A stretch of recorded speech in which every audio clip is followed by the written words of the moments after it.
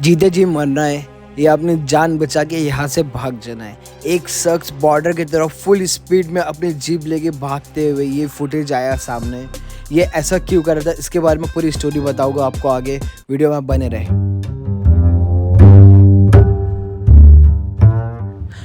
एक इतना बड़ा जेल जिसके अंदर पूरा नॉर्थ कोरिया है, अब तक वहां से 34,000 लोग भाग चुके हैं अपनी जान बचा के, और कई हजार लोग वहां पे भागने में मर गए।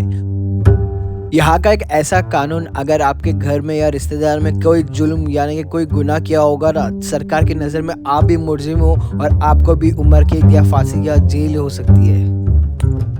अब तक 35 लाख लोग यहाँ पे मर गए ज़रूरत की चीज़ें ना मिलने की वजह से।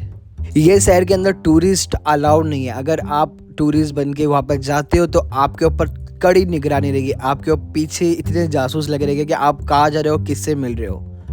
नॉर्थ कोरिया के बारे में कुछ ऐसी बातें जो आप जान के हैरान हो जाओगे।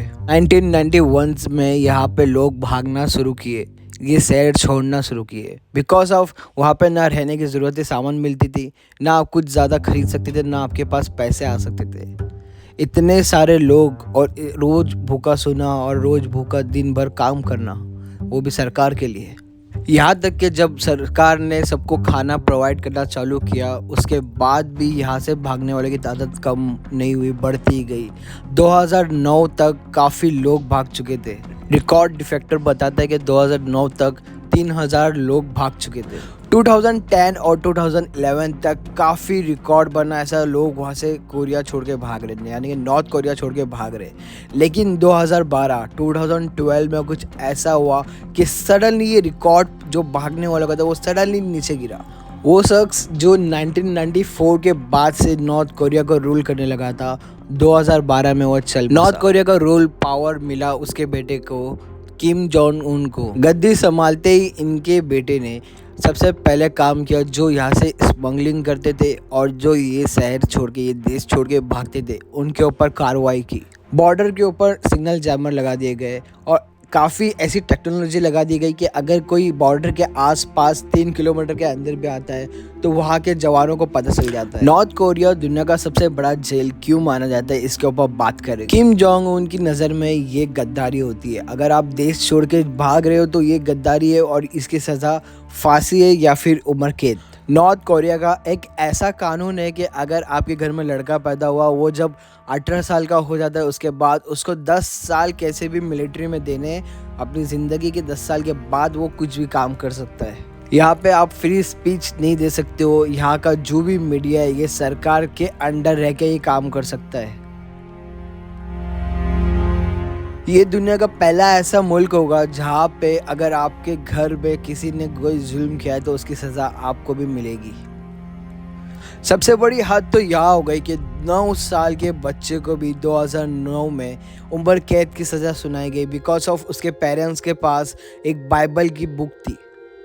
क्योंकि नॉर्थ कोरिया सरकार के रूल्स में आप सिर्फ वही रिलीजन फॉलो कर सकते हो जो किम जोंग उन फॉलो करते हैं, उसके अलावा आप कोई अपनी मर्ज़ी से रिलीजन फॉलो नहीं कर सकते। बहुत बार ऐसा हो चुका है कि फॉरेनर्स को भी वहाँ पे मार दिया गया है, बिकॉज ऑफ अगर आप वहाँ का लोकल जो रूल होता है, जो सरकार का लॉ होता है, उसको फॉलो नहीं करोगे तो आपको वहाँ पे मार दिया जा सकता है। ऐसे ही ऑटो एम्बियर के साथ हुआ है। He arrived in the US less than a week ago, carried off a plane suffering from extensive brain damage, more than a year since he heard his plea for Please save my life.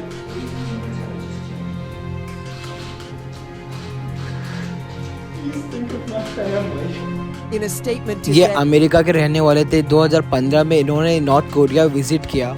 इनको 2016 में arrest किया गया। इनके ऊपर इल्ज़ाम लगा था इन्होंने अपने होटल रूम के अंदर से जो गवर्नमेंट का प्रोपेगेंडा का एक मैप लगा हुआ था वो अपने रूम में से हटाया था। इनको 15 साल की सज़ा मिली, यानी कि 15 साल की कैद मिली। लेकिन 1 साल के अंदर ही इनके साथ एक हादसा गुजर गया। इनको अचानक कुछ हुआ और ये कोमा में चले गए, तो इनको वापस अमेरिका भेज दिया गया। अमेरिका रिटर्न होने के बाद कुछ महीनों में इनकी डेथ हो जाती है। नॉर्थ कोरिया में इनके साथ क्या हुआ, क्या जुल्म किया गया, आज तक किसी को इसके बारे में पता नहीं है। नॉर्थ कोरिया को जेल बोलना सही होगा बिकॉज़ ये एक आज़ाद ज़िंदगी में भी गुलामों वाली ज़िंदगी मिलती है यहाँ पे। ये आज़ादी आपको दी गई है लेकिन गुलामों की जैसी आज़ादी, जो सरकार कहती है उसके ही हिसाब से आपको चलना है। आप अपनी मर्ज़ी से एक पत्ता नहीं सरका सकते वहाँ पे। ये जेल से कम नहीं है, यहाँ के रहने वालों का खुद का कहना है यहाँ पे। यही वजह है कि लोग यहाँ से भागना चाहते, यहाँ पे रहना नहीं चाहते। ये देश छोड़ के लोग भले भले हम ज़िंदगी में यहाँ पे मरे या बॉर्डर क्रॉस करने में मरे, अगर एक बार यहाँ से निकल गए तो आज़ादी की ज़िंदगी मिलेगी। 독자들 있잖아요. 변방대, 중국적인 변방대. 막 이제는 2018년, 19년 때부터는 이제부터는 뭐 김정은 정권 들어서서부터는 막 총싸라고 해요. 그냥 짐승이든 사람이든 다 싸 갈기라고 하거든요. 어쩌면 막 총알이 빗발치는 속을 막 뚫고 나와야 되고. लेकिन यहाँ से भागना भी बहुत ही मुश्किल है बिकॉज़ यहाँ के अगर आप समुद्र के रास्ते निकलोगे तो इतना कड़ा पहरा होता है यहाँ पे समुद्र के रास्तों पे। इनकी सरकार के रडार में अगर आप आ गए, बोर्ड लेकर अगर आप आ गए तो आपका बचना बहुत ही मुश्किल हो सकता है। नॉर्थ कोरिया के बॉर्डर लगते हैं साउथ कोरिया को टच होते हुए। रशिया से भी टच है लेकिन साउथ कोरिया से बहुत ज़्यादा ही क्लोज है और साउथ कोरिया नॉर्थ कोरिया का बहुत ही बड़ा दुश्मन है। नॉर्थ कोरिया के भागने वाले के पास साउथ कोरिया से सबसे अच्छा ऑप्शन कोई नहीं है। नॉर्थ कोरिया से भागने वाले साउथ कोरिया इसलिए जाना चाहते हैं बिकॉज साउथ कोरिया जो भी भागे हुए आते हैं उनको अपना ही एक सिटीज़न मानता है, उनको एक रेसिडेंशियल सीट मिल जाती है। अगर आप नॉर्थ कोरिया के बॉर्डर क्रॉस कर लिए, अगर आप नॉर्थ कोरिया की आर्मी से बच के निकल गए तो आपकी ज़िंदगी संवर जाएगी। अगर आप यहाँ से ज़िंदा बच के निकल गए तब, क्योंकि यहाँ के बॉर्डर पे, नॉर्थ कोरिया के बॉर्डर पे साउथ कोरिया के बॉर्डर को टच होते हुए जो आर्मी है इतनी डेंजर और इतनी ज़्यादा आर्मी बिठाई रखी है कि यहाँ पे परिंदा भी बच के नहीं निकल पाएगा।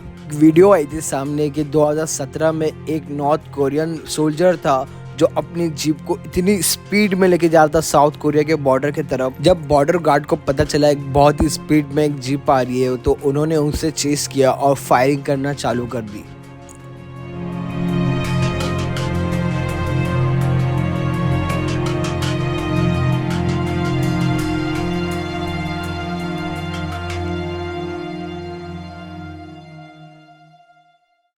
वो बहुत ही मुश्किल से बचते बचाते वो बॉर्डर के पास पहुंच गया। उसने अपनी जीप छोड़ के अब पैदल भागना शुरू किया लेकिन उसके पीछे आर्मी लगी हुई थी, उसके ऊपर अंधाधुंध फायरिंग करना चालू कर दी और काफ़ी ज़्यादा उसको गोली भी लग चुकी थी लेकिन खुशकिस्मती से उसने बॉर्डर क्रॉस कर चुका था।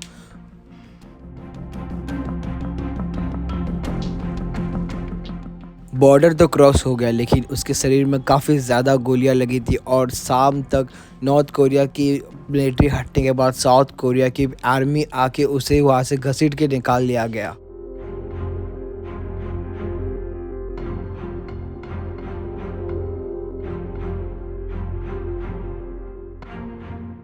और ऐसे ही हज़ारों की तादाद में एक बाय एक लोग ने अपनी तरह से बहुत कोशिश करने के बाद बॉर्डर तक पहुँचे और क्रॉस करने की कोशिश करी और क्रॉस भी कर चुके और काफ़ी लोग बॉर्डर क्रॉस करने से पहले ही मर गए गोलियों से। और काफ़ी लोग जो पास कर लिए थे, बॉर्डर क्रॉस कर लिए थे, उनको इतनी गोली लग चुकी थी कि वो वहाँ पे पहुँचते ही कुछ लोग मर गए, कुछ लोग हॉस्पिटल पहुँचते ही मरे।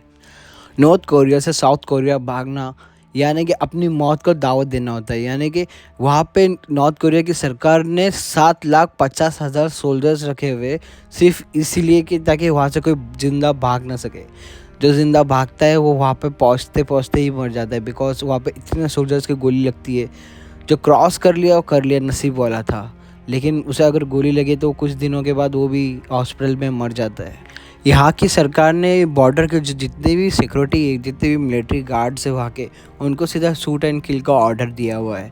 अगर आपको दिखे कोई यहाँ से क्रॉस करते हुए या फिर कोई हिम्मत भी करा जाने की, आप जगह पे उसको गोली मार सकते हैं। ये एक ऐसी कैद हो गई है कि यहाँ के लोग ना कोई रिलीजन फॉलो कर सकते, ना बाहर की दुनिया से कोई कांटेक्ट कर सकते। ये पूरा नॉर्थ कोरिया एक जेल की बानिक है। इंस्टाग्राम, व्हाट्सएप, फेसबुक ये तो कभी देखे ही नहीं होंगे, यूट्यूब कभी लोग ने देखा ही नहीं है बिकॉज यहाँ की सरकार ने सब बैन करके रखा है। यहाँ पे इंटरनेट भी यूज़ वही कर सकता है जो सरकारी एम्प्लॉय है वो भी सरकारी एम्प्लॉय की ही वेबसाइट ओपन होगी, जो सरकार चाहती है वही वेबसाइट ओपन होने देगी। इसके अलावा कोई वेबसाइट आप ओपन नहीं कर सकती उधर पे। यहाँ पे ज़्यादातर फांसी से नहीं, यहाँ पे सीधा शूट करके मारा जाता है, लोगों के सामने मारा जाता है, सब फायर स्क्वाड्स के सामने उनको खड़े करके पूरी लोगों को दिखाते हुए मारा जाता है ताकि लोग वो गुनाह ना करें दोबारा।